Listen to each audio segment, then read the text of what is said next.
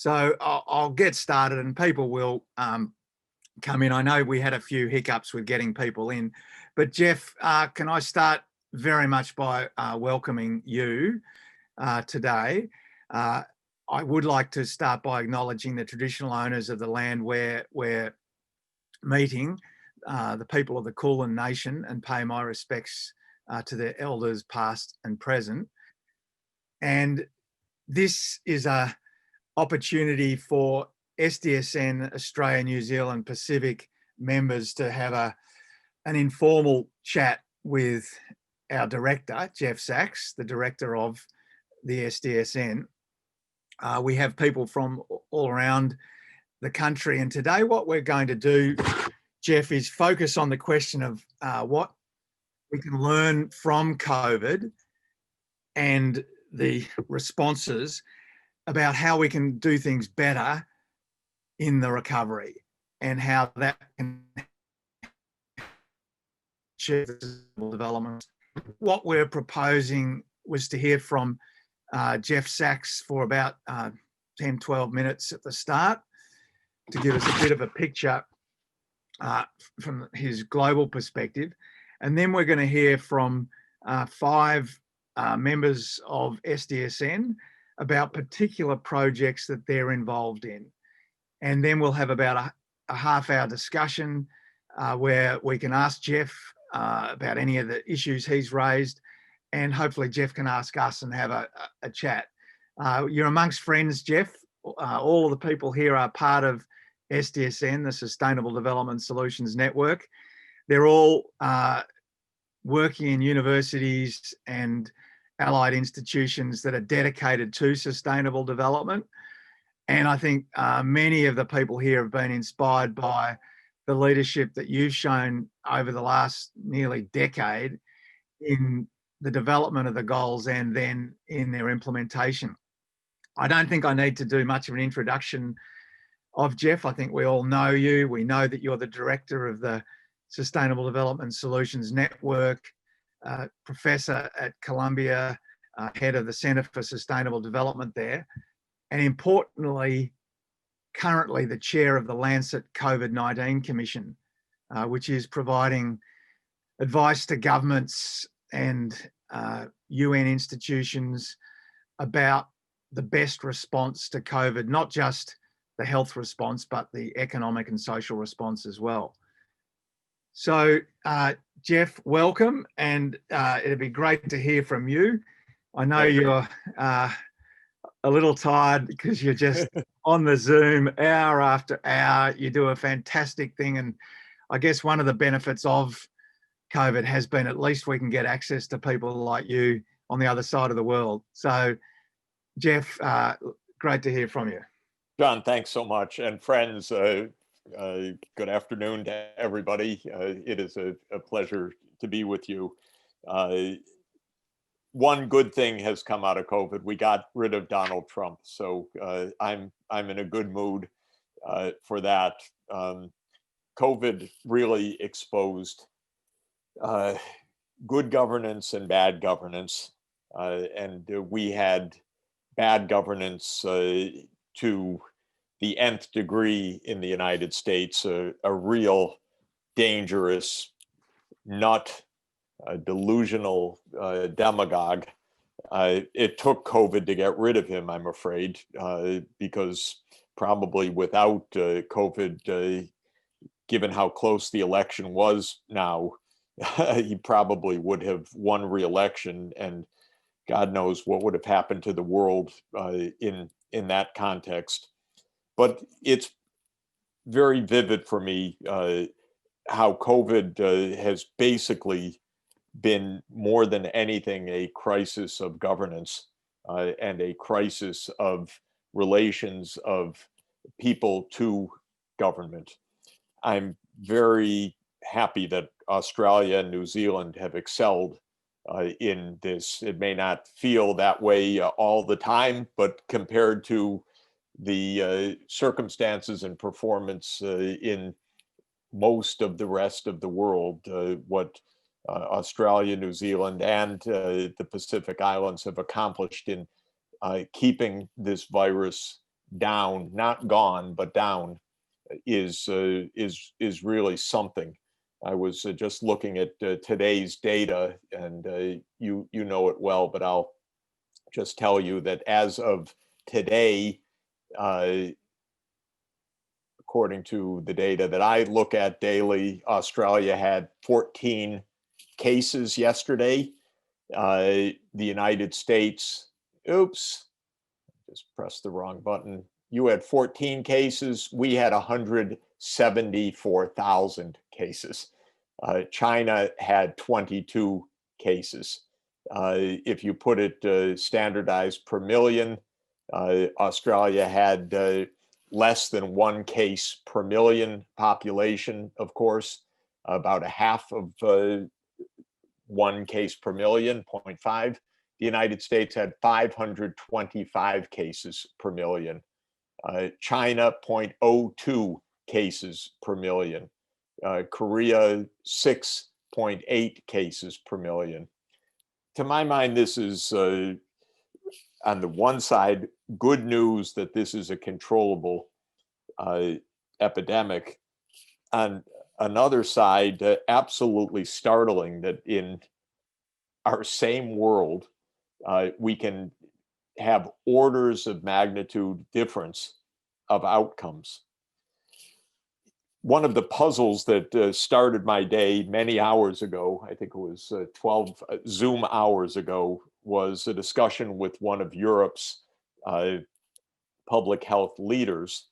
And Europe is a puzzle. Europe doesn't have Donald Trump as president. Europe has, generally speaking, rational people as prime ministers or presidents. But the outcomes in Europe have been pretty bad also. Hundreds of cases per million population. And it just raises really deep questions for us. What is going on? In Europe, there was a tough lockdown in the spring. The cases came to very low levels. And then without properly implementing public health testing and tracing protocols, the governments in Europe just lifted the lockdowns. People went to their summer vacations, they partied, they came back, and they expected that life would be back to normal. And now there is an epidemic wave that is even greater than in the spring. And Europe has been ineffective in managing this. So, John, you asked, what do we learn from this? We're learning the hard way a lot about proper governance, many dimensions of governance, the technical aspects, understanding what to do, having the technocratic side, which is absolutely vital. I had the pleasure to listen to your secretaries of health in the states and at the federal level last week. Very clear mandates, very clear messaging, very clear relations with the public, a lot of trust building. I was struck by how I learned that the health leaders across the states would meet with each other every day for a couple of hours or more to plan a full national response. I asked about that today in Europe. Didn't happen. Of course, in the United States, it absolutely did not happen across the states. And because we had no national leadership, it didn't happen at all.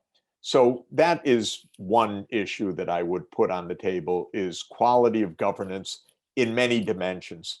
Trust between the public and the government, the ability of government to, and the interest of government in mobilizing scientific and technical expertise, something that Trump was completely against, but in Australia has been done well.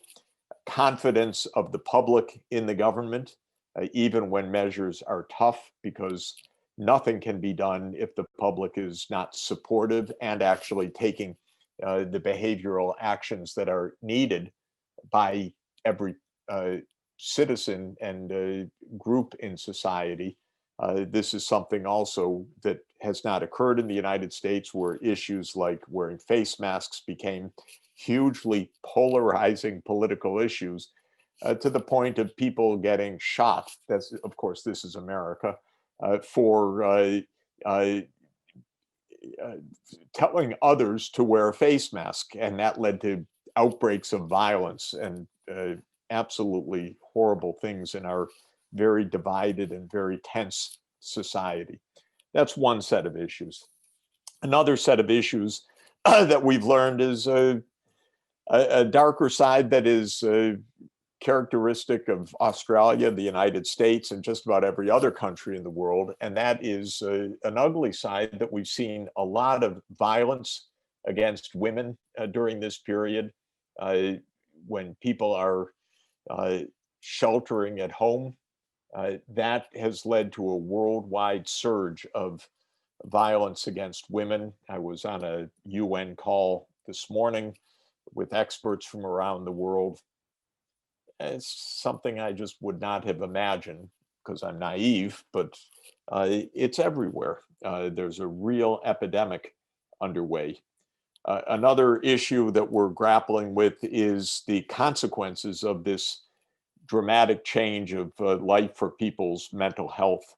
There's a lot of depression, of course, you know that, and what we can do in these circumstances to help provide mental health services, to relieve the incredible stress and anxieties is something that we're trying to explore. And we have in the Lancet Commission working groups on these issues with the wonderful psychologists and neuroscientists working together to try to understand some of the mental health implications of the virus.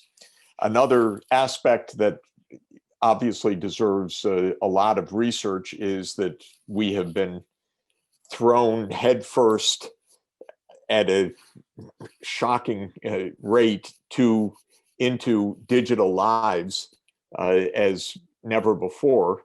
We were in that direction, of course, for a generation before this, but the acceleration of digitalization has been absolutely extraordinary. I was reading another article, maybe in the Financial Times this morning, about the pace at which business has shifted to online, with the business manager saying, we did within 3 months what had been taking 10 years to do. The idea that people could work from home or that we could have meetings by Zoom. And within 3 months, we covered the ground that had been gradually building over 10 years, with the implication that we won't go back to the pre-COVID situation. We won't stay exactly in our current situation, but we will be digitalized vastly more than we were before. We will work from home or work at a distance vastly more than ever before. This is having profound implications for every aspect of the economy, for education, obviously, which has shifted online, for medicine, with healthcare delivery through telemedicine, obviously e-commerce, fundamentally different, organization of office work, commuting times, real estate, use of land and roads, everything will change. We're going to have an SDSN workshop in a few weeks on the new digital city and what it means. I believe that the transformations will be very deep. I think e-commerce, remote work, remote service provision are here to stay, and with certain very important advantages, even when the epidemic goes away, which it will. we will find some long-term benefits. But another side of this, which is deep and fascinating, is what is it going to do to the labor market? What's it going to do to jobs, to relative earnings? My guess is that it will profoundly exacerbate inequalities. The big winners in this are professionals who can work online, and the real mega winners, of course, are the owners of the online portals on which we live these days. I'm struck by the fact that the net worth of 4 human beings, 4 Americans, Bezos, Gates, Zuckerberg, and Musk. Well, I checked 2 days ago, it was $530 billion for those US billion for those 4 people. But that was before the most recent stock market boom. So I assume that when I look again, those 4 are going to be worth probably more than $550 billion, maybe even $600 billion. We've got an absolutely absurd and out of control shift of wealth to the richest people in the world. When I checked last week, the top 500 wealth holders in the world had a combined net worth of $7 trillion, 500 people, and their wealth had gone up by 1 trillion since January 1. Now multiply those numbers by another 10 to 20% since last week. So what's being experienced also, not only in delivery of economic services, but change of income distribution, change of wage structure, organization of jobs, and the functional distribution of income and the household distribution of income is absolutely startling. A lot to think about there. Then, and I'll just conclude with a couple of more points. Who was I speaking to? I had another Zoom. Oh my God, it's been a long day.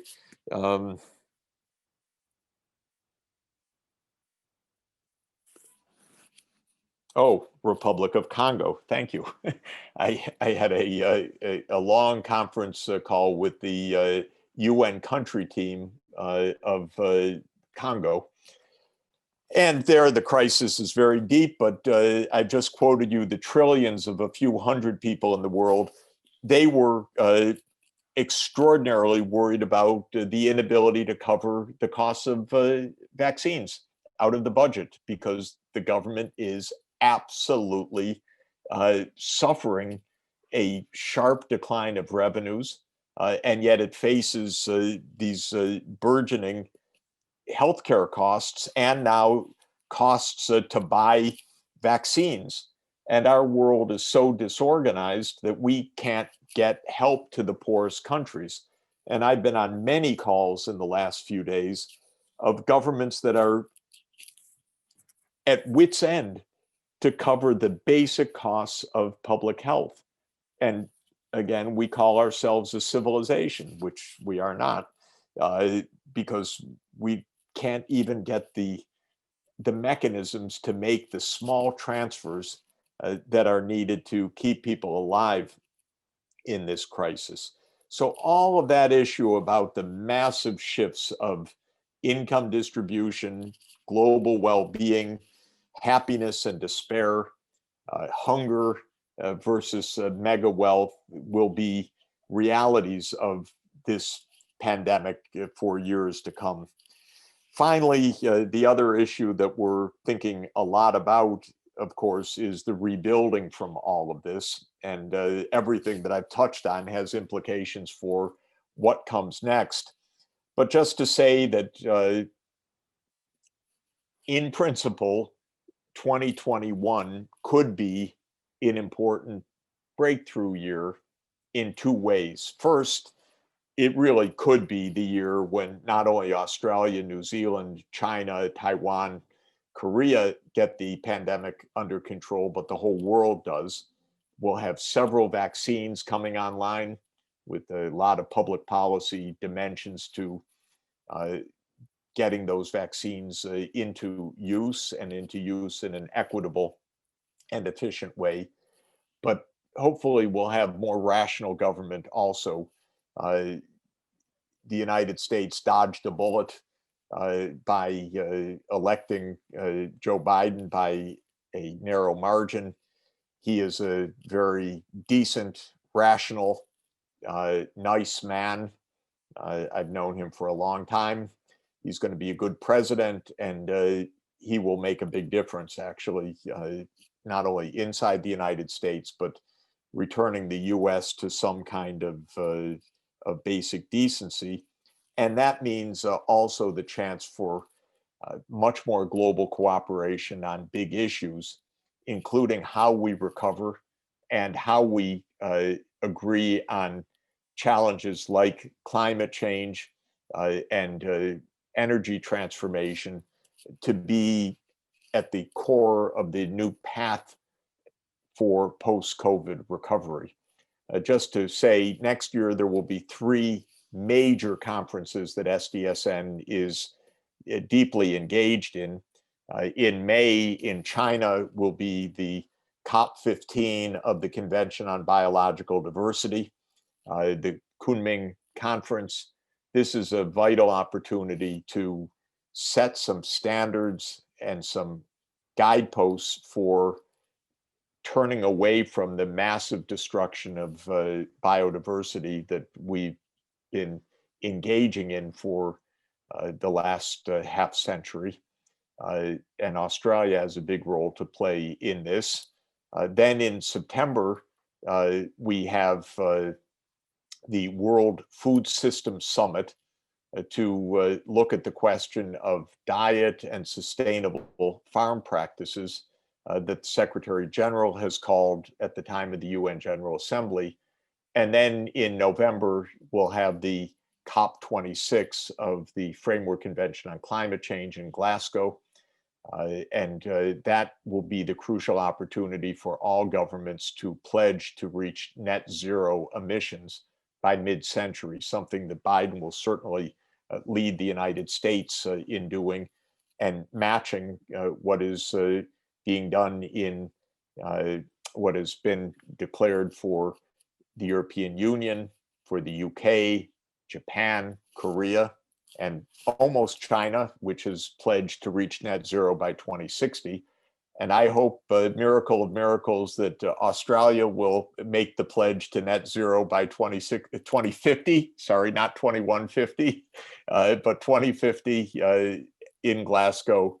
And New Zealand, I have no doubt, is going to make such a pledge, as will the Pacific Island economies, whose very survival depends on honoring that pledge.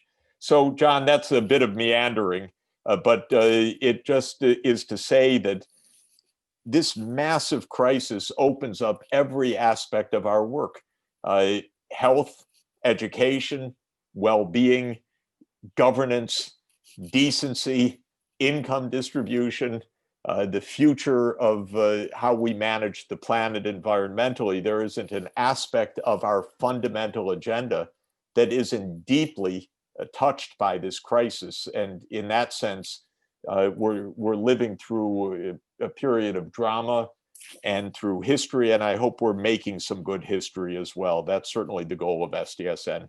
So thanks for letting me ramble, and back to you.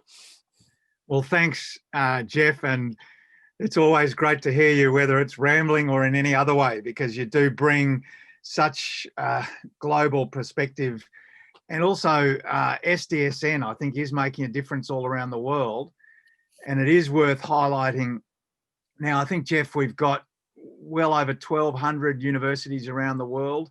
We're getting more and more countries joining, and so many of these universities and people from them are coming together on some of these big projects in the COVID recovery. So the Lancet Commission, which you're chairing, is supported by SDSN, and you have a number of SDSN members who are playing a key role in that. And today we've got an opportunity to hear from a few other SDSN members around Australia about some of the projects that they're involved in linked to COVID and the recovery. And each of them's just going to speak for about 3 or 4 minutes just to give a flavour of what they're doing. And we're going to start with one of our most senior and passionate and dedicated sustainability warriors, Peter Newman. All right. Great. From West Australia. Peter, you're on mute. Yep.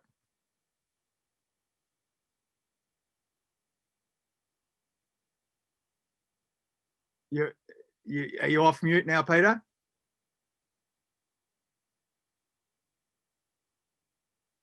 Unmute. Yeah. Okay, I'm here. Hey, Peter, how are you? Good, mate. And hopefully it is a big year, 2021, the year COVID can finally get rid of Trump, but also that COVID can start the decline of fossil fuels. And that's what I want to quickly talk about. I'm on the IPCC, and we will be bringing our report out next year. The basis for COVID bringing about massive change is something that Schumpeter talked about and other economists in terms of the innovation of waves. And when you have economic collapse, you clear the way for the future. That's the basis of the paper which I'm sharing. I think it's been shared. It's in Urban Science, COVID, Cities and Climate. And we go into that whole thing. The reality is we've got a whole set of new innovations that are now taking off. They are accelerating in ways that would not have been predicted earlier, particularly renewables and electromobility, which I want to quickly mention. I'm trying to change this. There we are. The renewables revolution is now quite extraordinary. You can see here the US's decline in the use of coal and how renewables has now replaced it in the power system. And that's the same in all OECD countries. That massive change is now setting in because it's cheaper. And when you have a reduction in demand, the marginal cost fuels leap to the fore, and that's what's happened. So I don't want to pursue that because it's like we've won that one, and it's the big issue now is oil. Yesterday, this report came out, and I would really recommend it to people. It's from Carbon Tracker, Nothing to Lose But Your Change, the Emerging Market Transport Leapfrog. And it starts with this statement: emerging market oil importers spend 2% of GDP on oil imports, have a high and rising dependency on imported oil, and suffer premature deaths of 285,000 people a year from pollution linked to transport. So it's got a strong emphasis on the emerging world, which IEA and others have said will be where oil will take off. It's now saying, no, it's not going to. We're going to leapfrog to electromobility. And the basis is in this graph. It shows that in 2022, there's a crossover point where electromobility is then cheaper and going still cheaper after that period than internal combustion engines. So they will not be competitive really from this time on. And so the rapid changeover will then set in. And that's a massively important shift in the world. The other thing about this is that it's COVID is actually carried on diesel particulates. I had an article in Scientific American last week which shows that it's an epidemiologically proven link. It's not yet become part of much of the consciousness of health officials, but those places that have a lot of diesel use have more COVID, and it is spread through that mechanism. The other part of this journey then in electromobility is to see that it begins at the local level, where you have this massive increase in e-scooters, e-skateboards, e-two-wheelers, e-tuk-tuks and bodos and all of the third world's main means of transport. I took this picture of the postie coming around yesterday in his three-wheeler electric vehicle. These are extraordinary changes that are happening. And the green motorbike there is from Kampala, where the system is now showing us how to provide transport in a very cheap and efficient way, but it's electric and they are all fueled from solar recharge. And the other thing is transit. There's a whole range of electric buses, electric bikes, of course, but the electric mid-tier transit, which I've been calling trackless trams, that one in the top right-hand corner there, is now taking off in many places. And the opportunity is there to have electric options that are better than what we've had before. And I just wanted to finish by telling you about a project. I have been working in Philadelphia on this, by the way, and we've got another article coming out in Scientific American about what Biden can do with mid-tier transit and the trackless trams. But this is showing the trackless tram in Yibin in China. They're rolling these out across all their cities at the moment. And the work we've been doing in Bulawayo, where they want to leapfrog into a future where they can, like a smartphone, you didn't need a landline transition in between. You could leapfrog into using smartphones. Well, you can leapfrog into using electric transit in cities, and the trackless tram provides that opportunity. So we've shown that it would be possible to do based on urban regeneration, and a transit mall that's being built there can be the first one that can bring this in. So there's a very quick tour de force of my particular involvement in this area of how we get rid of oil as well as coal and gas. Thanks very much. Thanks, Peter. And if you could take your slides down, that'd be great. Now, can we hear from Professor Peter Kelly from RMIT, who's been doing work on COVID and young people? Peter. Thank you. Just unmuting. So I head up a UNESCO Univoc Centre at RMIT University, and Univoc is UNESCO's global network of centres for skills for the world of work. And at RMIT, we focus on, our mission is looking at, co-designing sustainable futures for young people in times of crisis and disruption. And we structure that work with a fundamental engagement through SDG 4, quality education, SDG 5, gender equality, and SDG 8, decent work and economic growth. So the project I want to talk about today is a partnership with 3 local government areas in inner north of Melbourne through the Inner Northern Local Learning and Employment Network, working with the City of Darebin, the City of Yarra and the City of Moreland on co-designing COVID-19 recovery scenarios for young people in Melbourne's inner north. And we approached our partners in the inner north very early on in the pandemic to think about the ways in which we could develop scenarios with a time horizon of 2025 to preempt what we knew would be the disproportionate impact on young people of the downstream effects of the pandemic in terms of health and well-being, education and training and employment. So we've been working for the last 6 months with our partners on developing these scenarios. We've developed 3 draft scenarios at this point in time that are framed by 4 key themes: health and well-being, education and training, the economy and livelihood, and community. Our 3 themes, our 3 scenarios are called chaotic futures, which is a future that we want to avoid. And COVID has the potential to, by 2025, produce these chaotic futures, as Jeffrey's just talked about in greater detail.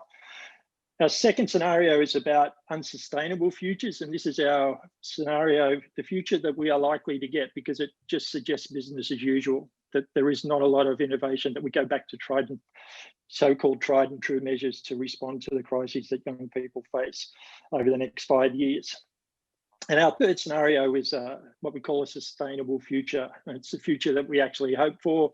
And it's a future in which COVID provides that opportunity to rethink dramatically and drastically some of the things to do with young people's health and well-being, their education and training, their pathways into employment, decent work for all, and remaking communities. And I think one of the things I'd like to stress at this point in time is that our focus has been on a place-based response, that a lot of what we've talked about up until this point is very much at the global level. We deliberately set out to think about what a COVID recovery scenarios would look like in a place-based context, and to work through those dimensions of the interconnectedness, if you like, between the global and the places in which people live, and the places in which young people grow up and start to make a life and go to school and look for work and employment pathways. And I think what I'd like to, and I can share a presentation, and I can upload a presentation that would have more detail about those scenarios.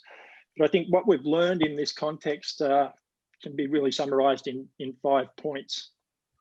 And again, the first one is in some respects nothing new, but COVID has amplified existing crises, inequalities and injustices, particularly for different populations of young people. And we've seen that around the world, and we see it in the inner northern suburbs of Melbourne, where we're working with our partners in the local government areas.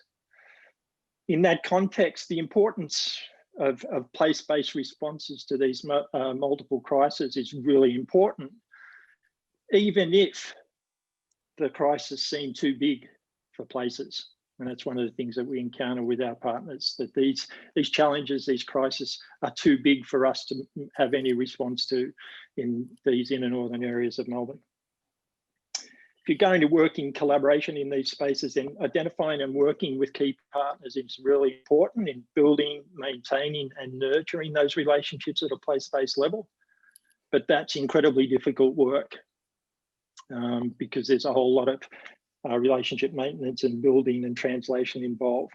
I think one of the other things that we've learned is that we need to develop and think about and develop new ways of engaging a diversity of young people as key stakeholders in their own futures. One of the things, and I've been doing youth studies and sociologies of education and work for the last 20 years or so, not all young people are progressive activists. And if not all young people are progressive activists, how do you engage those who don't engage in these sorts of things? So looking at new ways, new models, new sites for engaging young people as stakeholders in their own future. And maybe just a little bit of controversy right at the end. One of the things that we've found in this context is the SDGs as a global framework for action are really only one mechanism for delivering on the promise of sustainable futures. And sometimes they won't even be the most effective one. And certainly in terms of the work we've been doing in this project, but other projects that we've been doing over the last 5-10 years or so, is wondering why it is that the SDGs don't mention the C word, for instance. And by the C word, I mean capitalism. So how is it that we understand the world in which we live if we don't name it in a particular way, as if that's a word that can't be uttered? And again, I think one of the other challenges in working with the SDGs is the anthropocentric view of development and of life on the planet that is embedded in a lot of those goals. And I think they're challenges that we have to think of new ways of both identifying, but engaging and moving beyond and moving forward with those. So I'll leave it at that, and hopefully I didn't go over too far. Sorry. Great. Thanks, Peter. And that place-based approach has been critical in the response to COVID. And Jeff, you talked about Australia's relative success. I think what we've learned is that where we've used a community-driven place-based approach, we've been much more successful than thinking we're going to be able to do it all top-down. And that relates to both the communication, but whether people are prepared to get testing, whether they'll isolate and quarantine, whether they're working when they might be sick. What we've learnt is that you have to be closely linked to all the different multicultural communities and have actions driven from them. The next one we've got is Dr. Louise Phillips, who's from James Cook University based in Singapore, on teaching and learning in COVID times. Great. Louise? Hi, yeah, welcome. I'll just share some slides. Okay. So I'm leading this study, which has an extensive team of research colleagues from Australia, New Zealand, Singapore, and the US. And we initiated this study because teachers are really not included in the public forum, the debates about education, whether schools close, how we move forward with education, given the restrictions of social distancing. And so this was a platform for teachers to be heard.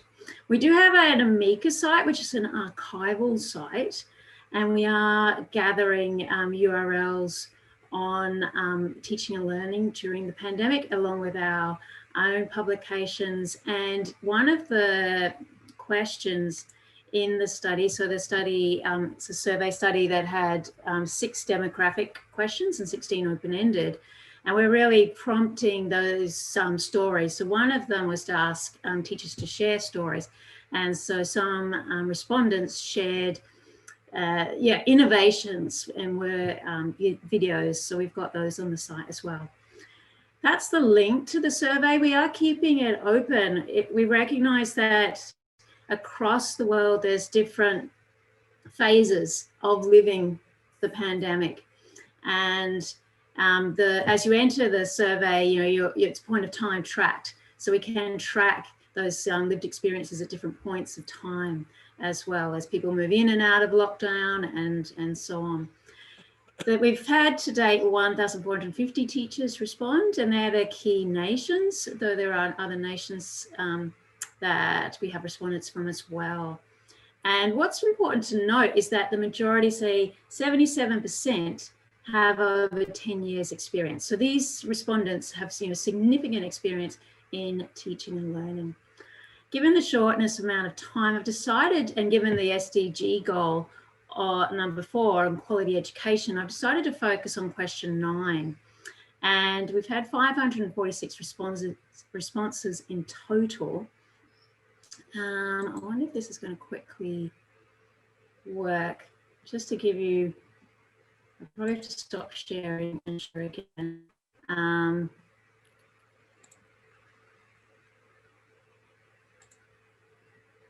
So this is just a terms-berry, a visual way. So of course, students are mentioned the most and learning, but we can see that once you click, what's correlates with that. And so access, need, parents, independence. So this is kind of a new visual data tool that we've been playing with. And if I go back to the slides and share, I think that's right, yeah. So in the Queensland data, we particularly saw, so 23% clearly stated this increased level of student independence is required with that online learning. And if you think, and then the internet access is a major issue. In the economically rich nations, we've got like 80% who have internet access. So then think about the economically poorer nations. So the educational divide is dramatically widening. And for those who have disabilities, they of course also need that increased support, which is challenged when you're doing remote learning. And those who are, from disadvantaged families and don't have the internet access as well. And of course, as mentioned earlier, the increased stress and anxiety around mental health issues and, the missing of class, those social relationships were really significant as well. So in terms of the SDG goals, I really feel if we're going to move forward, that we need societies that value education. Step one. And as I said, we haven't been part of the conversation scarcely at all, and really been undervalued in this whole pandemic. And step two is serious investment if we're going to catch up and reduce that education divide. And there's some of the publications that we've had so far. So we did have a piece in the conversation, and we're putting other pieces out, but they are in that Amica site. And if you want to ask any questions, send me an email. Excellent. Thanks very much, Louise. That's great, Louise. And Jeff, with the Lancet Commission report, there's a task force on safe schools and safe travel, safe buildings. I'm not sure whether that will get into the content of the education. So presumably it's something that will need to be addressed across one of the task forces. Yeah, I'll come back to that at the end, actually, but that's fantastic. Can we cross to Paul Maginn, University of Western Australia, on the impacts of COVID on CBDs? Thanks, John, and welcome everybody. Can you hear me okay? Yep, that's good. Excellent. Okay, so before I start, I just want to acknowledge that I'm situated on Noongar lands, and the Noongar people remain the spiritual and cultural custodians of the land that I'm situated on today. So thanks for the opportunity, everybody. Just to provide a bit of context into, I suppose, my research, evolving exploratory research on COVID and CBDs. This started at this basically at the front end of COVID, when 25 academics from around the world took part in a kind of an urban podcast led by Dallas Rogers at Sydney University, where Dallas invited us all to kind of reflect on what was happening within our cities via little audio vignettes to kind of see, what impacts was COVID having on the front end of things. And I did a little kind of video vignette where I drove through City of Perth to go to work, and I went through the CBD and kind of recorded how the city had changed in terms of, I suppose, the atmosphere, the buzz, the public life that was absent in the city basically as COVID started to take hold. So little did I know at the time that would kind of set in motion the research that I've kind of undertaken recently, looking at I suppose the quantitative impacts of COVID and what's happening within the CBD.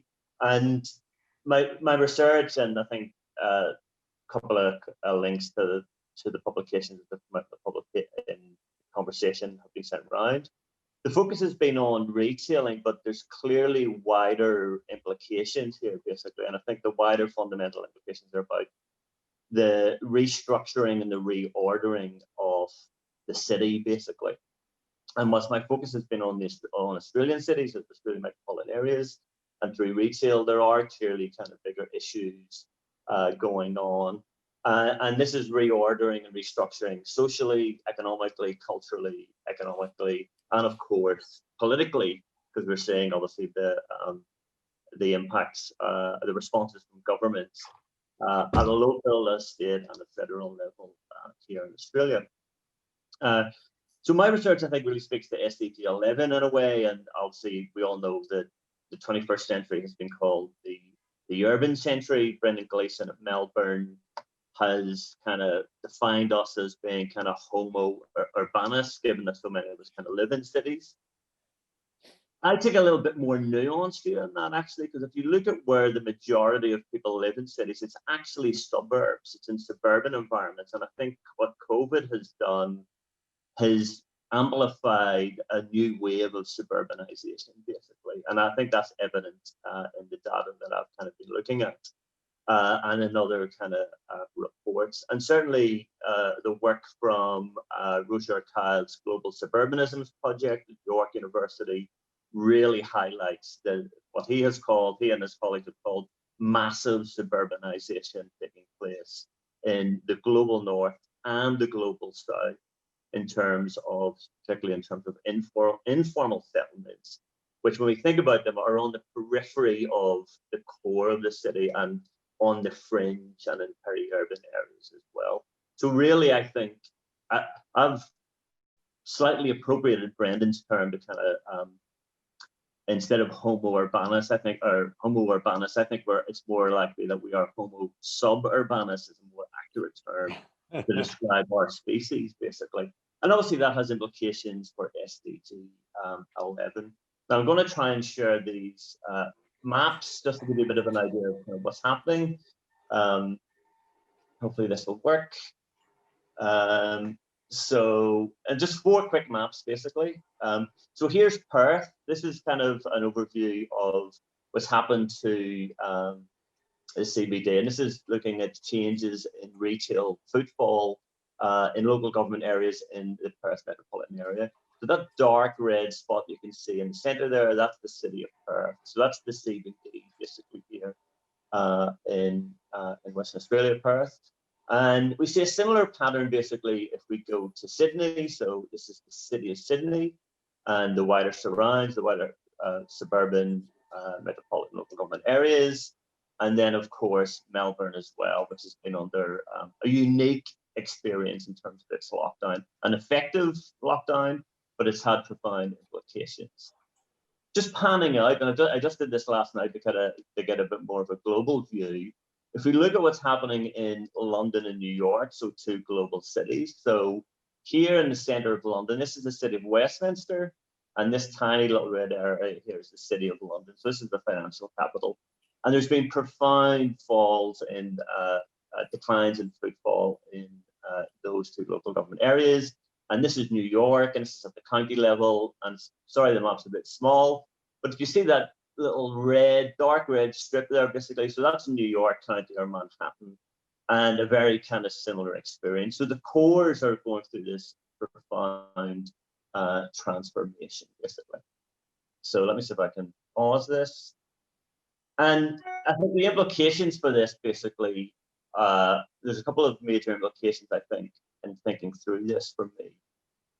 So we're seeing a hollowing out of the CBD and the emergence of kind of donut cities, to appropriate a term that's used here to describe that we have 0 cases of COVID in Melbourne.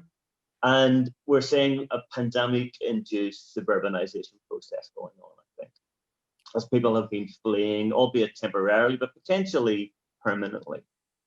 There are concerns about space standards and through isolation. We are seeing the rise of what analysts have called the kind of new localism, where people are consuming and using their local suburbs more. So they're walking, recreating, and shopping more. And we're seeing, I think we're going to see a rise of a new sense of community emerging and neighborliness emerging over time. At the same time, there's dilemmas. There's been a fall in public transit usage because of COVID, and a rise in private transport use as well. So I think there's 3 big questions for this. What's going to happen to the vacant or abandoned buildings, especially high-rise commercial buildings within the CBD as we move forward? One solution or resolution that's been put forward is the idea of office to residential conversions. I think we need to be careful about this, because we need to be mindful of issues around space, light, and heat standards in buildings and an architecture that is not designed for residential living in its first place. And then also the provision of community facilities, and who will live in these spaces as well.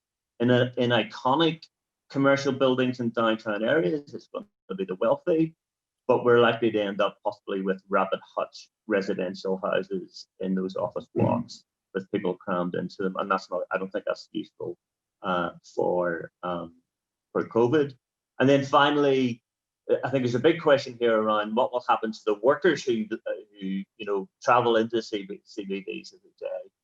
And really here we're looking at low-paid workers, especially cleaners, who are women from lower socioeconomic backgrounds, ethnic minority backgrounds, and migrants. There are big questions here about all those different groups. So I'll end there. Thanks. Great. Thanks very much, Paul. Fascinating. And I guess the next 12 months will be fascinating to see what does happen to the CBDs, how much people come back and how much their existing work patterns remain the same. Finally, I was going to briefly refer to a project that we've undertaken at MSDI, which is the SDG Transforming Australia report update. And 2 years ago, we did an assessment of Australia's progress in achieving the Sustainable Development Goals. And that was to complement the SDG index, which the SDSN carries out for the whole of the world. And given COVID, though, we thought it was very important to update that report to see exactly where we are before COVID, but also to start to make an assessment of the impacts of COVID on our performance of the goals. And we believe that we need to do that if we're going to plan how to build back better, because the SDGs provide a very good framework for building back better. But the first thing you need to do if you're going to do that is to have the data. How are we going in Australia? So we've produced this and it's now online, and you can Google it. And Great. If you just Google SDG Transforming Australia, and if you go to the site, you'll see that we're able to provide the latest data. And so, for example, for decent work and economic growth, you just click on the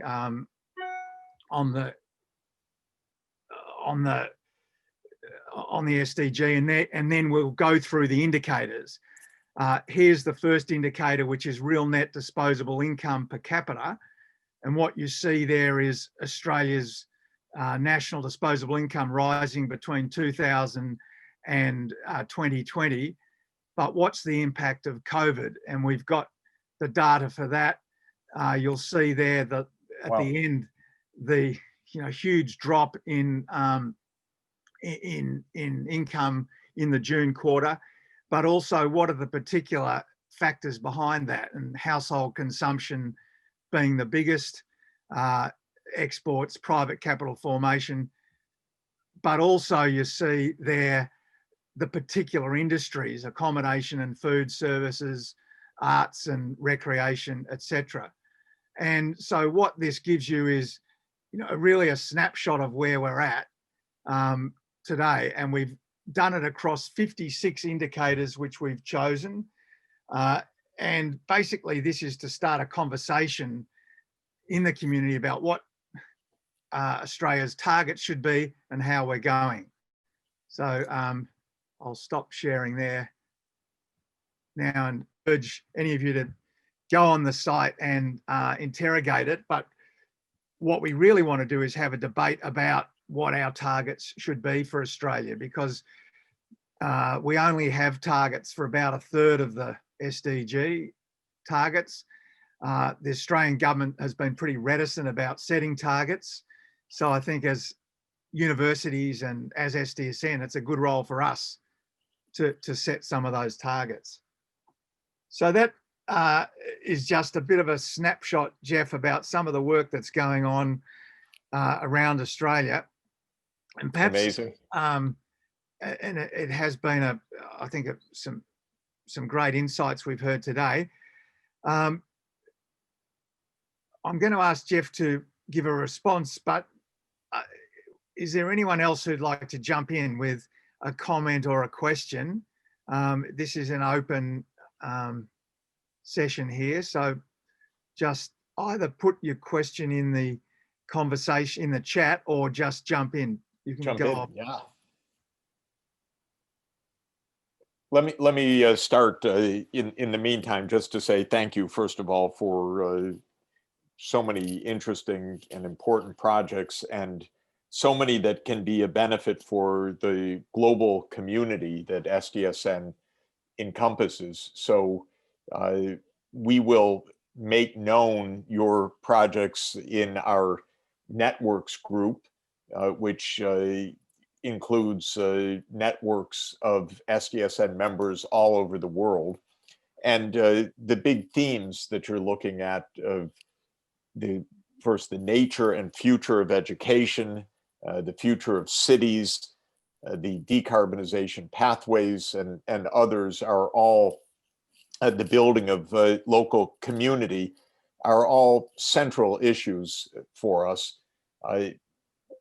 When we tried to think through what are the major transformations implied by the SDGs, we came up a couple of years ago with a list of 6. The transformations of education and skill building, the transformations of health and well-being delivery, the transformations of the energy systems and circular economy, the transformations of land use, especially around agriculture and farming, the transformations of the urban environment, and the effects of the digital revolution on society. So we took those 6, and you could see how they resonate through and are congruous with what we've been listening to this evening. We have a number of specific SDSN events and projects coming up, so I'm going to be pinging you through John or directly. We have a session on the future of the city in the digital era. So I'd like Paul, if you can be involved in that. We have discussions about the future of decarbonization. So Peter, to connect with you on education, we're launching an initiative on education with UNESCO shortly, which we call Mission 4.7, which is to promote education for sustainable development. And Louise, if I could come back to you on that, that would be really great. So I'm jazzed, and you've also given me a lot of reading.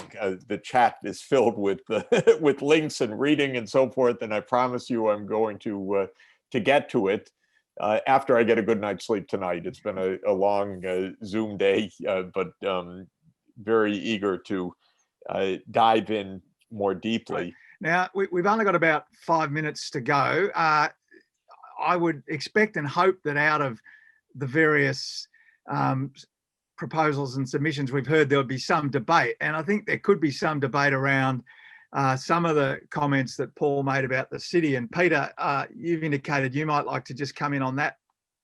Yeah, just quickly, I think the fundamentals of cities are not going to change as much as Paul's suggesting, that we're likely to have net zero cities leading the way in this century, and it's going to be each of the fabrics will need to be providing their solutions. And central cities are still booming. This is very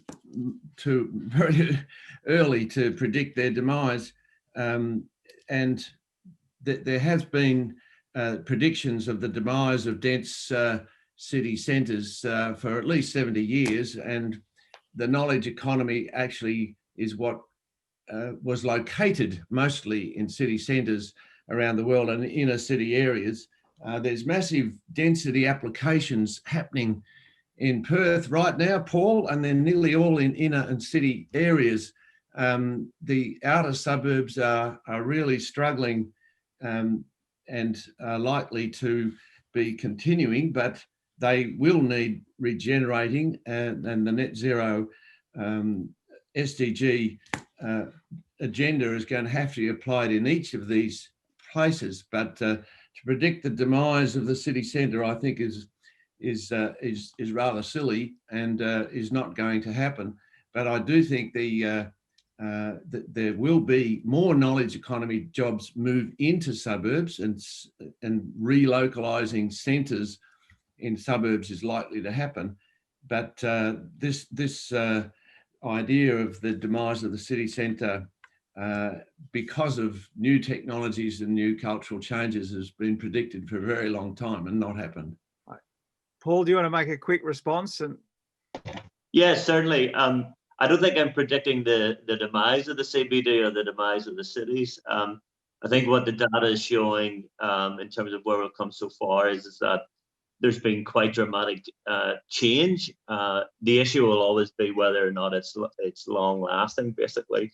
And as you said, John, I think the next 12 months will be interesting in terms of, you know, what will happen. I think there are signs now that borders have lifted here in Australia and cases are low, that there will be return to some semblance of normality, whatever that is. But elsewhere around the world, and even here, I mean, our international borders are going to be closed for quite a while still to come. And CBDs, in terms of their public life, in terms of international students, international tourists, and so forth, are going to suffer, I think, for a little bit longer than until those borders come down. And then looming in the background, I think, is, you know, the precarious nature of the global and national economies.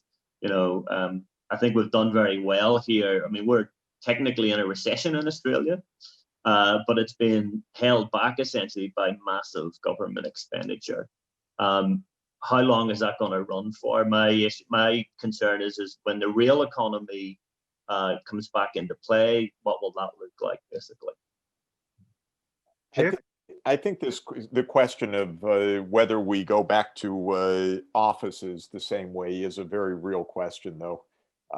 I personally can't imagine 9 to 5 offices the same way afterwards, because in truth, so much really can be done from a distance and should be done from a distance. New York, of course, is an unusual place, but we have vast numbers of people commuting an hour or an hour and a half each way to get to a midtown or downtown Manhattan office for things that they are doing at home now without the 3-hour round trip commute.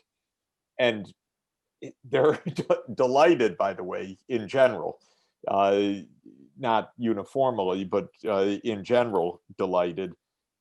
So it does seem to me that it is likely that we will be in an office 1 or 2 days a week, work from home, have a much more flexible lifestyle and schedule, maybe do away with the rush hours, because there will be possibilities of more flexible hours and non-synchronous travel, which would be a huge advantage if it really fit with the world of work in an adequate way. And the question that Paul raised about what happens to all these office buildings, I would imagine lots and lots of businesses wanting to give up their leases for expensive CBD property. I don't think that means the end of the CBD, but I do think it means a lot of infilling with different kinds of activities. And I'm intrigued by the question. I don't know if you can turn the Empire State Building into decent residential apartments or not, or some kind of mixed structure or not. But we're going to find out in some way. That's already happening. Those processes are happening already. No. Yeah, I agree. I mean, some of it is going to happen, and it's going to be interesting to see how it goes. But big issues and fun ones, by the way. Well, I think we're right on time, and that was a good way to finish, because it shows there's still a lot of uncertainty, and we want to make sure that as we do build back, that we certainly are doing it better, and that will very much include how we use our buildings in the cities. Can I thank you, Jeff, very much once again for your great contribution. Not just today, but for leading us in SDSN. And SDSN has got this group together today. Next year, we do hope, as an SDSN Australia New Zealand group, to get together again with you. And so we'll be talking further about that. And happy Thanksgiving. I think it's... Yeah, thank you so much. Thanks to everybody. What a wonderful time together. Congratulations on all your wonderful work. And we will we'll be in touch.